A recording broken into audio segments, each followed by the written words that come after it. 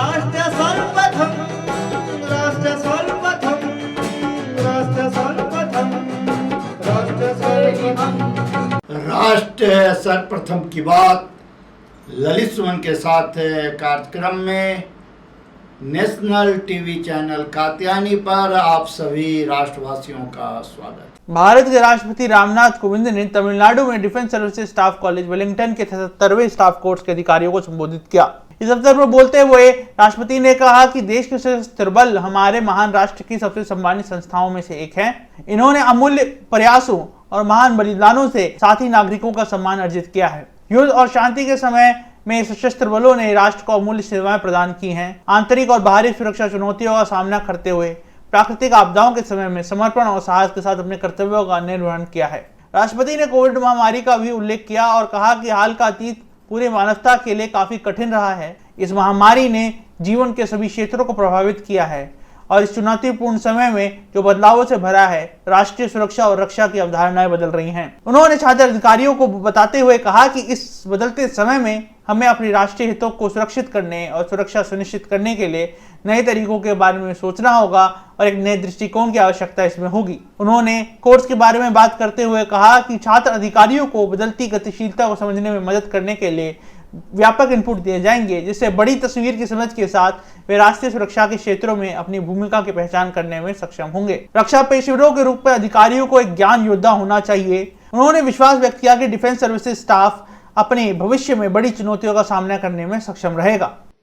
Governor of Tamil Nadu Shri Banwarilal Purohit, minister for industries government of Tamil Nadu Shri Thangam Thennarasu, Commandant of the Defence Services Staff College, Lieutenant General MJS Kailum, senior officers and faculty, student officers of the 77th Staff Course, ladies and gentlemen. I am delighted to be here with the bright participations of this course at one of the premier armed forces training institutes of our country.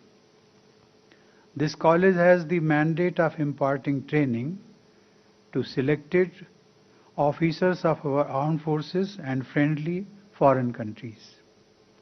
My special greetings to the 30 student officers from other countries who are also attending this course.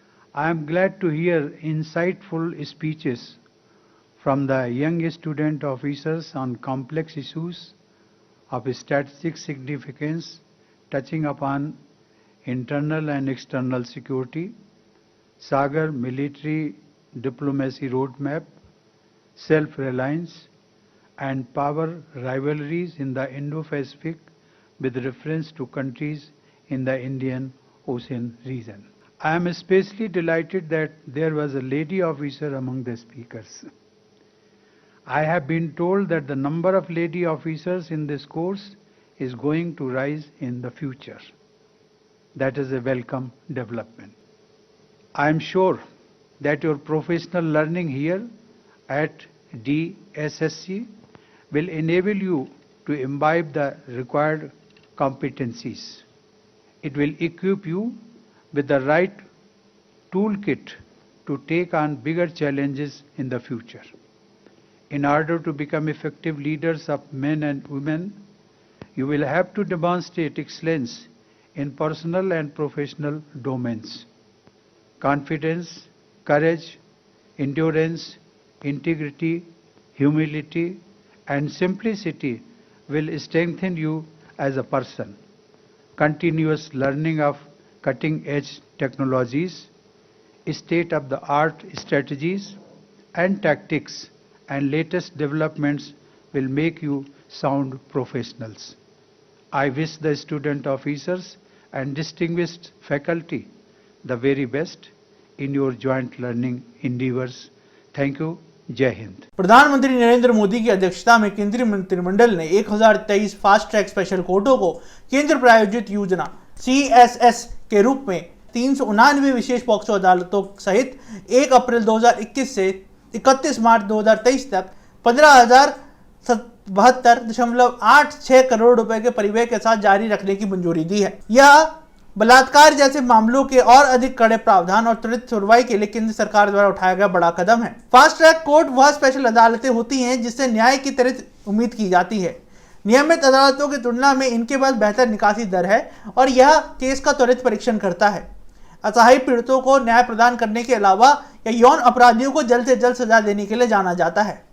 वर्तमान में 28 राज्यों को cover करते हुए देश के सभी 31 राज्यों को यह योजना वर्तमान में 28 राज्यों को कवर कर रही है और आने वाले समय में इसको देश के सभी 31 राज्यों तक भेजने की योजना है। इस अवसर पर केंद्रीय मंत्री अनुराग ठाकुर ने क्या कहा, आप खुद सुने। आज माननीय प्रधानमंत्री नरेंद्र मोदी जी के नेतृत्व में कैबिनेट की बैठक हुई जिसमें कुछ महत्वपूर्ण निर्णय किए गए हैं, उनमें से आपको अवगत करवाने के लिए आया हूं।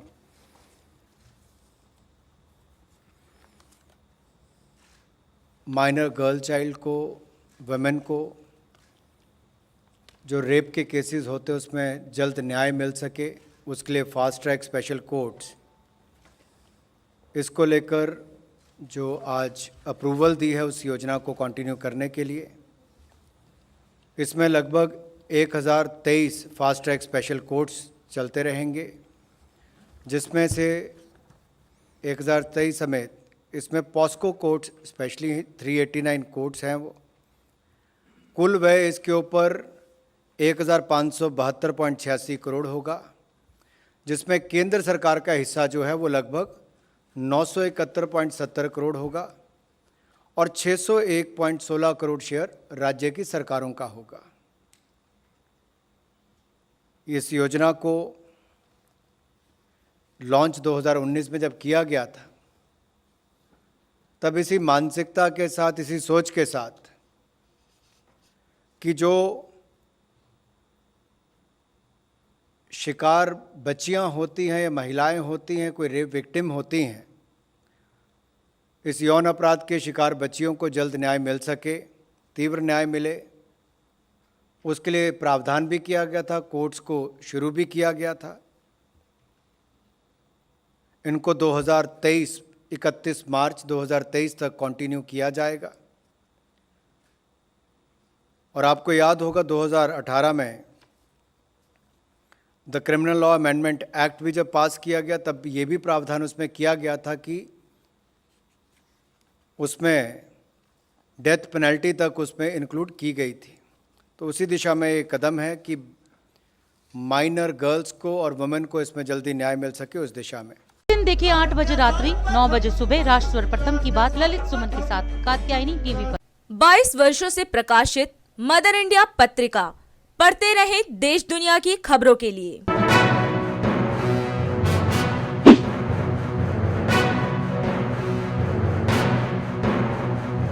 26वें वर्ष में आपके लोकप्रिय समाचार पत्र इंडिया दर्पण का प्रवेश। आप देखते रहें अपने क्षेत्र की खबरें।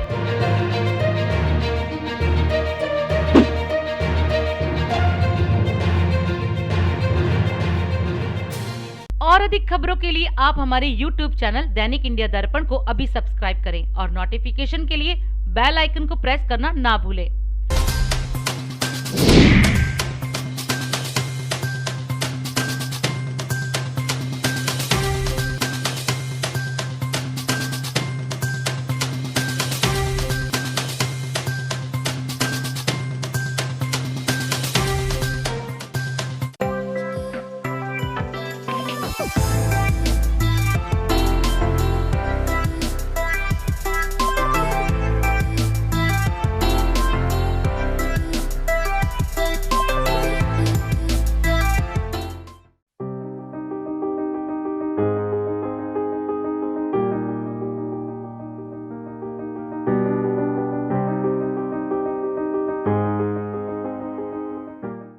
केंद्रीय मंत्रिमंडल ने एक अन्य बड़े फैसले में बुधवार को समग्र शिक्षा अभियान 2.0 को मंजूरी प्रदान कर दी।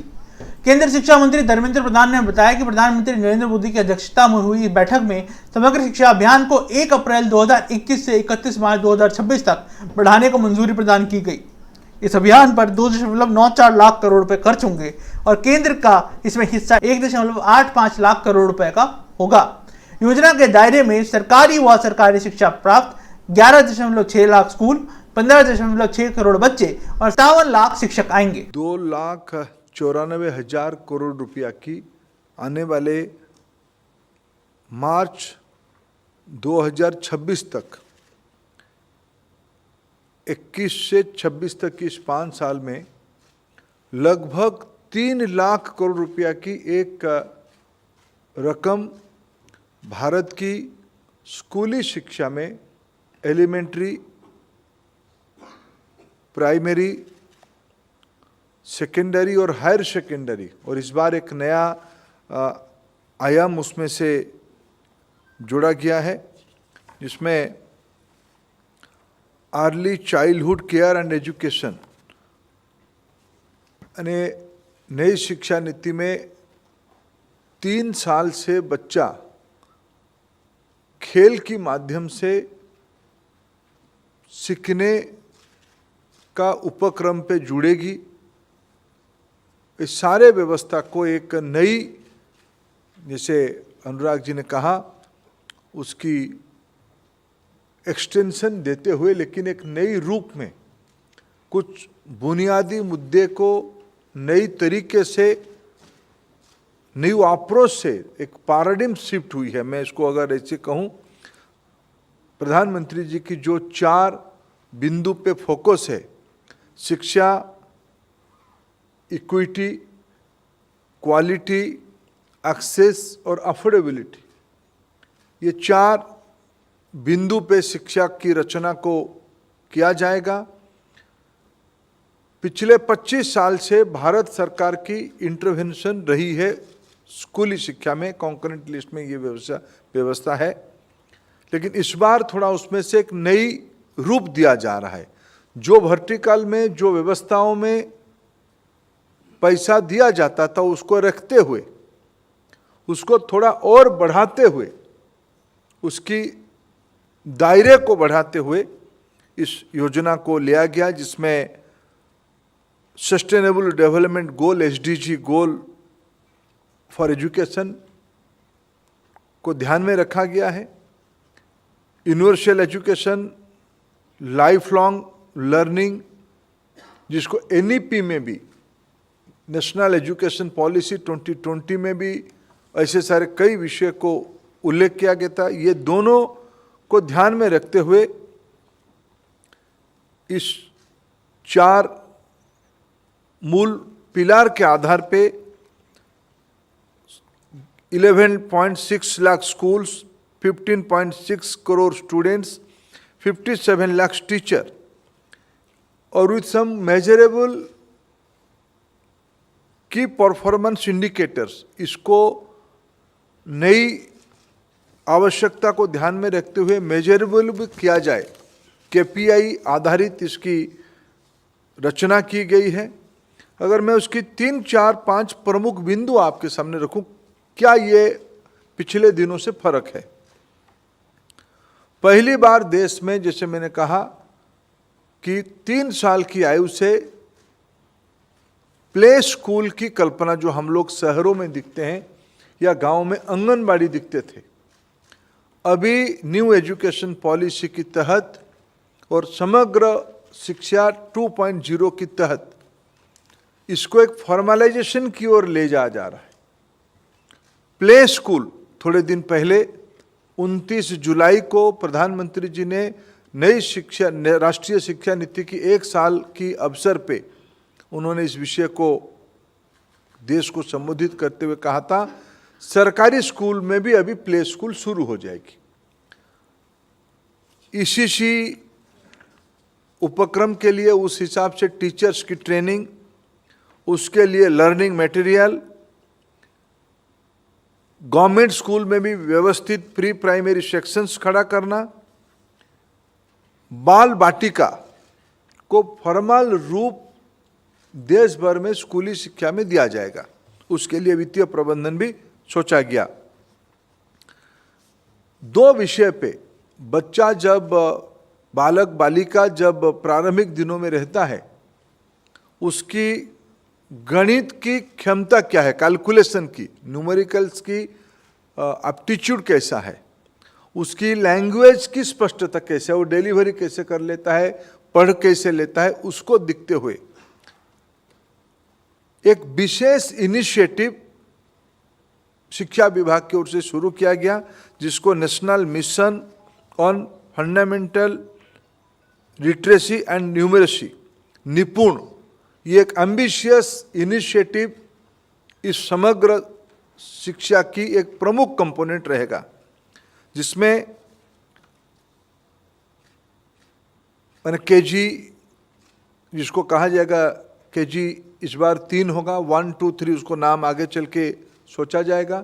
जो तीसरे साल की केजी यानी क्लास 1 की पहला, और 1, 2, 3 ऐसे 4 साल के लिए ये निपुण फोकस रहेगा, और ऐसे टीचर्स की ट्रेनिंग और उसको एक बेंचमार्क, इतने स्तर की नॉलेज ज्ञान विद्यार्थियों में आना चाहिए, उसके लिए टीचर्स की ट्रेनिंग बहुत आवश्यक है। शिक्षा विभाग ने निष्ठा जैसे इनिशिएटिव, जिसमें निपुण एक बड़ा कंपोनेंट रहेगा, निष्ठा को भी समग्र शिक्षा में जोर दिया गया है। चाइल्ड सेफ्टी, बच्चों की सुरक्षा, अगर 3 साल में बच्चा कुछ समय के लिए विद्यालय जाएगा, शाला जाएगा, सबकी चिंता रहती है बच्चों की सुरक्षा की क्या है।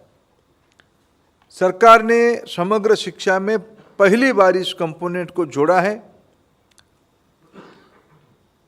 राज्यों को वित्तीय सहायता दिया जाएगा, एक child rights, child commission for protection of child rights, एक राज्य कमीशन बनाएगी, उसकी वित्तीय व्यवस्था किया जाएगा, और पहली बार बच्चों की सुरक्षा के बारे में भारत सरकार भी जिम्मेवारी ले रही है। सेकेंडरी लेवल पे दूर दराज इलाका में विद्यार्थी पढ़ने के लिए आ नहीं पाता है, ट्रांसपोर्टेशन की जाने आने की दिक्कत रहती है, उस अभाव से वो रह जाता है। समग्र शिक्षा में व्यवस्था किया गया है, ट्रांसपोर्टेशन फैसिलिटी के लिए इंसेंटिवाइज किया जाएगा, उनको खर्चा दिया जाएगा। स्कूल ड्रॉप आउट के बारे में चिंता करने के लिए विशेष करके समाज की जो वंचित वर्ग है, SC, ST, ऐसे सारे विद्यार्थियों के लिए 16 से 19 साल की आयु के अंदर, पहले 14 साल तक था, अभी बियॉन्ड 14 साल भी समग्र शिक्षा में उसकी चिंता की गई है, उसको भी चिंता किया जाएगा। विशेष करके उनके अंदर जो दिव्यांग बच्चे हैं उनको विशेष ध्यान दिया जाएगा। समग्र शिक्षा में एक नया आयाम जोड़ा गया है, एक होलिस्टिक प्रोग्रेस कार्ड की कल्पना की गई है। जैसे कुछ दिन पहले एकेडमिक बैंक ऑफ क्रेडिट की शुरू की गई, उसी दिशा में होलिस्टिक प्रोग्रेस कार्ड, जिसमें एक NDR, एक डिजिटल आर्किटेक्ट की कल्पना की गई है नई शिक्षा नीति में, जिसमें बच्चा 3 साल से जाने के उपरांत उसकी फॉर्मल पढ़ाई, इनफॉर्मल स्किलिंग खत्म होने तक उसकी एक क्रेडिट बैंक की सिस्टम रहेगी। उसी के अंदर होलिस्टिक प्रोग्रेस कार्ड एक इम्पोर्टेंट कंपोनेंट रहेगा, उसके बारे में भी चिंता किया गया है। स्कूल में खेल बढ़े, आदरणीय खेल मंत्री अभी उपस्थित है इस वार्ता में भी, उनकी भी विभाग और स्कूल विभाग पहले से खेल के बारे में ध्यान दिया है। इस बार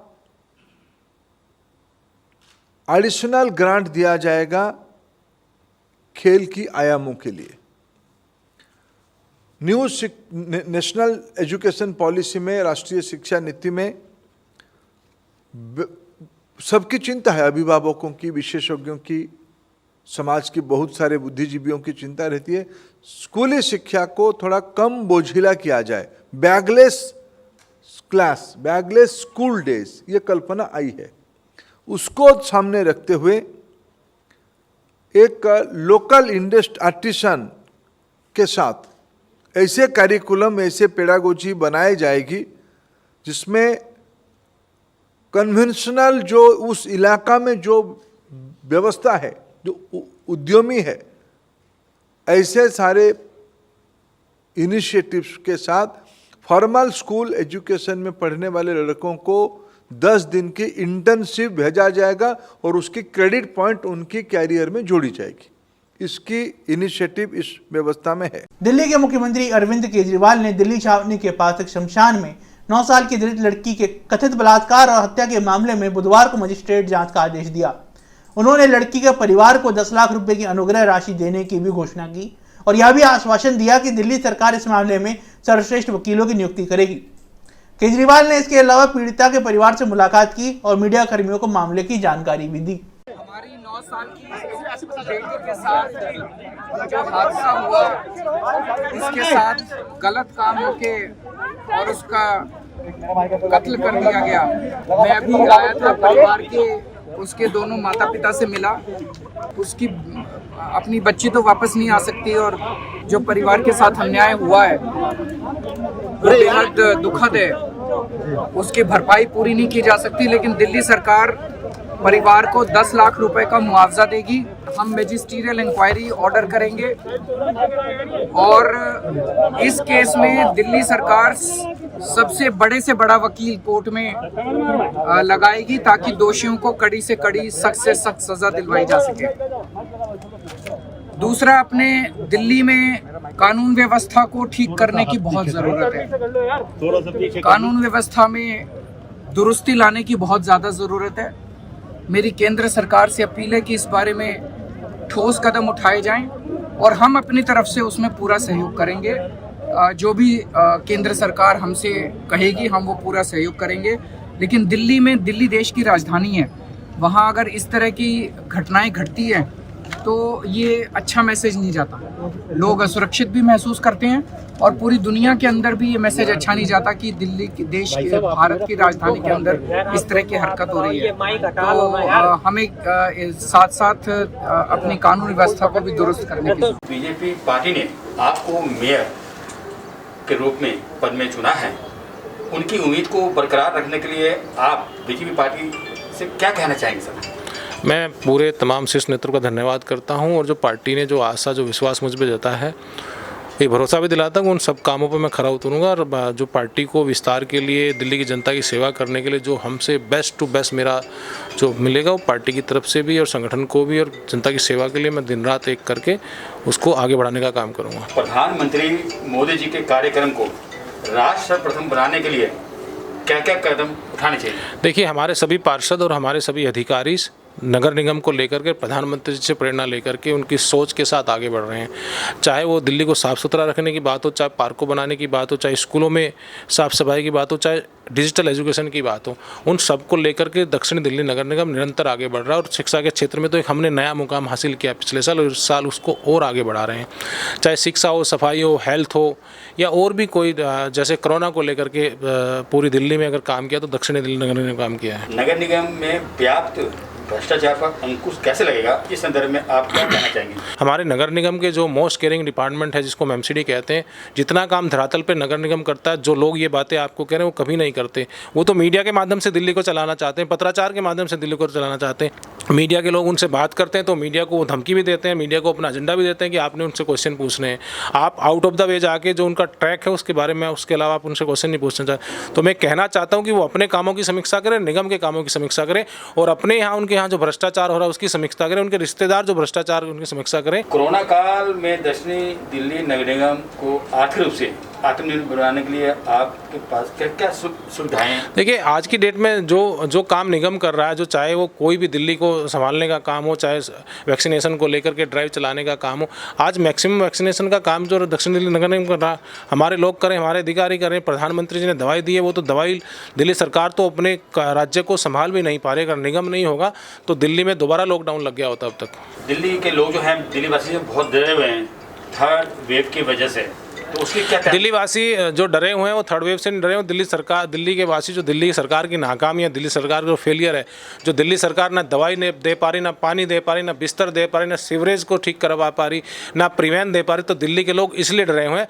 तो अगर तीसरी वेव भी आती तो दिल्ली के लोगों को कहीं भी किसी तरह का कोई इस तरह की सुविधा दिल्ली सरकार की तरफ से नहीं है। बट मैं कहना चाहता हूँ आपके चैनल के माध्यम से, घबराने की ज़रूरत नहीं है। भारतीय जनता शासित जब तक नगर निगम के लोग हैं, हम लोग हैं, तो आपको दिल्ली को घबराने की ज़रूरत नहीं है। जी, आप एक मेयर के रूप में इस समय वर्तमान में अभी इस समय हैं, तो इस पद को जो है बरकरार रखते हुए आप अपने अधिकारी और पदाधिकारी को क्या संदेश देना चाहेंगे? देखिए, ये मेरा दायित्व पार्टी ने बढ़ा दिया है और मेरे अधिकारी और मेरे भी पदाधिकारी भी हैं, हमारे साथी भी हैं, निगम पार्षद भी हैं। हम सब लोग एक टीम है, टीम वर्क है, ये परिवार की तरह हम लोग काम कर रहे हैं और एक दूसरे को सहयोग करके दिल्ली को संभालने का काम जो निगम कर रहा है और हमारे पार्षद साथी जो मिलकर हम कर रहे हैं, मैं सबका धन्यवाद करना चाहता हूँ और सबको थैंक यू भी बोलना चाहता हूँ कि इस ऐसे संकट की घड़ी में भी पैसा ना होते, फंड्स का अभाव है और उसके बाद भी हमारे लोग दिन रात एक काम कर रहे हैं, तो मैं उन सबका धन्यवाद करना चाहता हूँ। 22 वर्षों से प्रकाशित मदर इंडिया पत्रिका, पढ़ते रहे देश दुनिया की खबरों के लिए।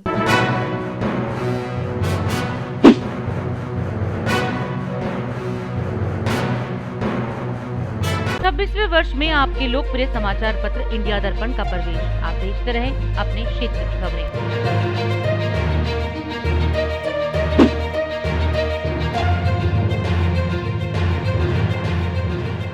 भारत के लिए आज ओलंपिक खेलों में बड़ा दिन रहा। अपने पुराने तेवरों को दिखाते हुए भारत के दो पहलवानों ने सेमीफाइनल में जहां जगह बनाई, वहीं पहलवान रवि दहिया ने फाइनल में पहुंचकर भारत की स्वर्ण की उम्मीदों को बढ़ा दिया। उनके साथ ही पहलवान दीपक पूनिया को सेमीफाइनल में भले ही हार का सामना करना पड़ा हो, लेकिन अब वे कांस्य पदक के लिए मुकाबला करेंगे। पहलवानों के अलावा Asian gold medalist Neeraj Tomar ने भाला फेंक में अपने पहले ही प्रयास में 86.6 मीटर का भाला फेंका, जिससे सभी विपक्षी खिलाड़ियों की बोलती बंद हो गई। बॉक्सिंग में भारत की आखिरी उम्मीद लवलीना बोरगोहेन ने कांस्य पदक जीतकर देश का नाम रोशन किया। ऐसा करने वाली वह देश की तीसरी बॉक्सर हैं। वहीं भारतीय महिला हॉकी टीम को पहले बढ़त बनाने के बावजूद अर्जेंटीना से हार का सामना करना पड़ा। हॉकी टीम कांस्य के लिए ब्रिटेन की टीम से टक्कर लेगी। महान गायक किशोर कुमार की आज 52वीं जयंती है। इनका असली नाम आभास कुमार गांगुली था और इनका जन्म मध्य प्रदेश के खंडवा में 4 अगस्त 1929 को हुआ था। मशहूर अभिनेता अशोक कुमार के अनुसार कुमार की सफलता का राज यह था कि इनकी आवाज सीधा माइक की सबसे संवेदनशील बिंदु से टकराती थी। इन्हें व्यापक रूप से भारत संगीत के इतिहास में सबसे महान गायकों में से एक माना जाता है। किशोर कुमार ने हिंदी के अलावा बंगाली, मराठी, असमिया, गुजराती, कन्नड़, भोजपुरी, मलयालम और उर्दू समेत कई भारतीय भाषाओं में गाने गाए। उनके नाम 1200 फिल्मों में गाने भी दर्ज हैं। कई भाषाओं में, विशेष रूप से बंगाली में इन्होंने निजी एल्बमों में भी गाने गाए। इन्हें सर्वश्रेष्ठ पुरुष पार्श्व गायक के लिए 8 फिल्म फेयर पुरस्कार मिले, जो कि उस श्रेणी में सबसे अधिक फिल्म फेयर पुरस्कार जीतने का रिकॉर्ड है, जिसे आज तक कभी तोड़ा नहीं जा सका। गायन के अलावा किशोर कुमार ने कई फिल्मों में अभिनय, लेखन, निर्देशन, प्रोडक्शन भी किया। यहाँ तक कि आपातकाल के दौरान संजय गांधी के खिलाफ चुनाव भी लड़ा। इसके परिणाम स्वरूप उनके गीतों को 1 वर्ष के लिए ऑल इंडिया रेडियो पर चलाने पर प्रतिबंध भी लगा दिया गया था। 2012 में किशोर कुमार का अप्रकाशित अंतिम गीत 15 लाख रुपए में नई दिल्ली में बिका। महान गायक किशोर कुमार को उनकी जयंती पर राज सर्वप्रथम टीम की ओर से श्रद्धांजलि। मनसुख हिरेन हत्याकांड और अंतीला बम केस में चार्जशीट फाइल करने के लिए एनआईए ने मांगे 30 और दिन। सुप्रीम कोर्ट ने मांगा राज्य और केंद्र सरकारों से गन्ना किसानों के बकाये का जवाब। 3 हफ्ते के बाद होगी अगली सुनवाई। एनसीपीसीआर ने लिया दिल्ली बलात्कार कांड का स्वतः संज्ञान। डीसीपी दक्षिण पश्चिम से मांगी 48 घंटे में लिखित रिपोर्ट।